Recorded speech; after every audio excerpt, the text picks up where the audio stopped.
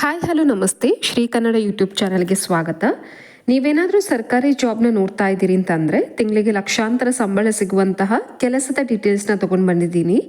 ಎಲ್ಲ ಮಾಹಿತಿಯನ್ನು ಡೀಟೇಲ್ ಆಗಿ ಇನ್ಫಾರ್ಮೇಷನ್ ಕೊಡುತ್ತೀನಿ. ಬಟ್ ಅದಕ್ಕಿಂತ ಮುಂಚೆ ಯಾರು ಇನ್ನೂ ಚಾನಲ್ನ ಸಬ್ಸ್ಕ್ರೈಬ್ ಮಾಡಿಲ್ಲ, ದಯವಿಟ್ಟು ಚಾನಲ್ನ ಸಬ್ಸ್ಕ್ರೈಬ್ ಮಾಡಿ ಹಾಗೂ ನಿಮ್ಮ ಫ್ಯಾಮಿಲಿ ಫ್ರೆಂಡ್ಸ್ಗೆ ಶೇರ್ ಮಾಡಿ. ಇಸ್ರೋ ಅಂದರೆ ಇಂಡಿಯನ್ ಸ್ಪೇಸ್ ರಿಸರ್ಚ್ ಆರ್ಗನೈಸೇಷನ್ನಲ್ಲಿ ಸತೀಶ್ ಧವನ್ ಸ್ಪೇಸ್ ಸೆಂಟರ್ನಲ್ಲಿ ಹುದ್ದೆಗಳು ಖಾಲಿ ಇವೆ. ಟೋಟಲ್ ಆಗಿ 141 ಹುದ್ದೆಗಳು ಖಾಲಿ ಇದೆ. ಉದ್ಯೋಗ ಸ್ಥಳ ಬಂದು ಎಲ್ಲ ಆಲ್ ಓವರ್ ಇಂಡಿಯಾದಲ್ಲಿ ವಿವಿಧ ಪೋಸ್ಟ್ಗಳಿಗೆ ಖಾಲಿ ಇದೆ. ಇನ್ನು ಯಾವ ಹುದ್ದೆ ಅಂತ ನೋಡೋದಾದರೆ ಅಸಿಸ್ಟೆಂಟ್ ನರ್ಸ್, ಕುಕ್, ಫೈರ್ಮ್ಯಾನ್ ಹಾಗೂ ಟೆಕ್ನಿಷಿಯನ್. ಸೊ ಇನ್ನಿತರ ಹಲವಾರು ಹುದ್ದೆಗಳಿಗೆ ವೇಕೆನ್ಸಿ ಖಾಲಿ ಇದೆ. ಇನ್ನು ಸ್ಯಾಲ್ರಿ ಬಗ್ಗೆ ನೋಡೋದಾದರೆ 19,900ರಿಂದ 1,77,500 ತನಕ ತಿಂಗಳಿಗೆ ಸ್ಯಾಲರಿ ಸಿಗುವಂತಹ ಜಾಬ್ ಇದಾಗಿದೆ. ಇನ್ನು ಯಾವ ಹುದ್ದೆ ಖಾಲಿ ಇದೆ ಅಂತ ನೋಡೋಣ. ಸೈಂಟಿಸ್ಟ್ ಇಂಜಿನಿಯರ್ SC ಹುದ್ದೆ 23 ಖಾಲಿ ಇದೆ. ಟೆಕ್ನಿಕಲ್ ಅಸಿಸ್ಟೆಂಟ್ ಹುದ್ದೆ 28 ಖಾಲಿ ಇದೆ. ಸೈಂಟಿಫಿಕ್ ಅಸಿಸ್ಟೆಂಟ್ ಹುದ್ದೆ 3 ಖಾಲಿ ಇದೆ. ಲೈಬ್ರರಿ ಅಸಿಸ್ಟೆಂಟ್ A ಹುದ್ದೆ 1 ಖಾಲಿ ಇದೆ. ರೇಡಿಯೋಗ್ರಾಫರ್ A 1 ಖಾಲಿ ಇದೆ. ಟೆಕ್ನಿಷಿಯನ್ B ಹುದ್ದೆ 70 ಖಾಲಿ ಇದೆ. ಡ್ರಾಫ್ಟ್ಸ್ಮನ್ B ಹುದ್ದೆ 2 ಖಾಲಿ ಇದೆ. ಕುಕ್ ಹುದ್ದೆ 3 ಖಾಲಿ ಇದೆ. ಫೈರ್ಮ್ಯಾನ್ 6 ಹುದ್ದೆ ಖಾಲಿ ಇದೆ. ಲೈಟ್ ವೆಹಿಕಲ್ ಡ್ರೈವರ್ A ಹುದ್ದೆ 3 ಖಾಲಿ ಇದೆ. ನರ್ಸ್ B 1 ಹುದ್ದೆ ಖಾಲಿ ಇದೆ. ಇನ್ನು ಇದರ ಸೆಲೆಕ್ಷನ್ ಪ್ರೋಸೆಸ್ ವಿವರ ತಿಳಿಸಿಕೊಡ್ತೀನಿ. ನೀವು ಲಿಖಿತ ಪರೀಕ್ಷೆ ಅಂದರೆ ರಿಟರ್ನ್ ಟೆಸ್ಟ್ನ ಬರಿಬೇಕಾಗತ್ತೆ. ಆಮೇಲೆ ಸ್ಕಿಲ್ ಟೆಸ್ಟ್ ಇರುತ್ತೆ. ಅದಾದಮೇಲೆ ಇಂಟರ್ವ್ಯೂ ಅಂದರೆ ಸಂದರ್ಶನ ಇರುತ್ತೆ. ಸೊ ಇದಿಷ್ಟು ಬಂದ್ಬಿಟ್ಟು ಸೆಲೆಕ್ಷನ್ ಪ್ರೋಸೆಸ್ನ ವಿವರ. ಇನ್ನು ಯಾವ ಹುದ್ದೆಗೆ ಎಷ್ಟು ಸ್ಯಾಲರಿ ಅಂತ ತಿಳಿದುಕೊಳ್ಳೋಣ. ಸೈಂಟಿಸ್ಟ್ ಇಂಜಿನಿಯರ್ SC ಹುದ್ದೆಗೆ 56,100ರಿಂದ 1,77,500ವರೆಗೆ ಸ್ಯಾಲರಿ ಇರುತ್ತದೆ. ಟೆಕ್ನಿಕಲ್ ಅಸಿಸ್ಟೆಂಟ್ಗೆ 44,900ರಿಂದ 1,42,400ವರೆಗೆ ಇರುತ್ತದೆ. ಸೈಂಟಿಸ್ಟ್ ಅಸಿಸ್ಟೆಂಟ್ಗೆ 44,900ರಿಂದ 1,42,400ವರೆಗೆ ಇರುತ್ತದೆ. ಲೈಬ್ರರಿ ಅಸಿಸ್ಟೆಂಟ್ಗೆ 49,900ರಿಂದ 1,42,400ವರೆಗೆ ಇರುತ್ತದೆ.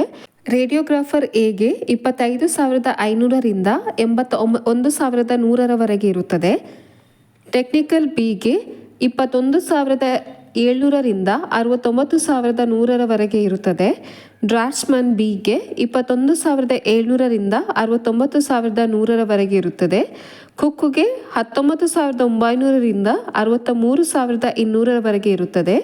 ಫೈರ್ಮ್ಯಾನ್ Aಗೆ 19,900ರಿಂದ 63,200ವರೆಗೆ ಇರುತ್ತದೆ.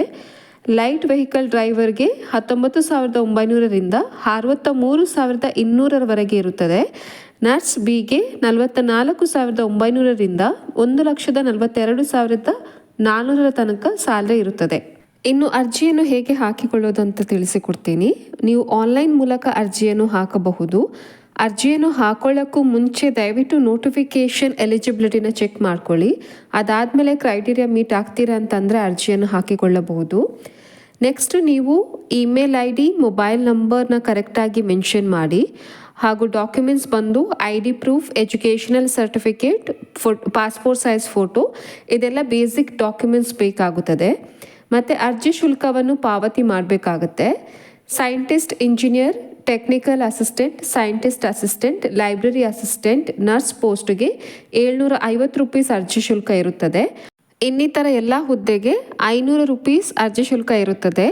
ಆನ್ಲೈನ್ ಮೂಲಕ ಅರ್ಜಿ ಶುಲ್ಕವನ್ನು ಪೇ ಮಾಡಬೇಕಾಗತ್ತೆ. ಅದಾದ ನಂತರ ಅಪ್ಲಿಕೇಶನ್ನ ಸಬ್ಮಿಟ್ ಮಾಡಿ. ಅಪ್ಲಿಕೇಶನ್ ನಂಬರ್ ಮತ್ತು ರೆಫರೆನ್ಸ್ ನಂಬರ್ನ ನೋಟ್ ಮಾಡ್ಕೊಂಡಿಟ್ಟಿರಿ, ಫ್ಯೂಚರ್ ರೆಫರೆನ್ಸ್ಗೆ ಬೇಕಾಗತ್ತೆ. ಈ ಒಂದು ಅರ್ಜಿ ಹಾಕಲು ಅಪ್ಲಿಕೇಶನ್ ಓಪನ್ ಆಗಿದ್ದು 16 ಅಕ್ಟೋಬರ್ 2025ರಂದು. ಅಪ್ಲಿಕೇಶನ್ ಹಾಕಲು ಲಾಸ್ಟ್ ಡೇಟ್ ಬಂದ್ಬಿಟ್ಟು 14 ನವಂಬರ್ 14 ನವಂಬರ್ 2025ಕ್ಕೆ ಇರುತ್ತೆ.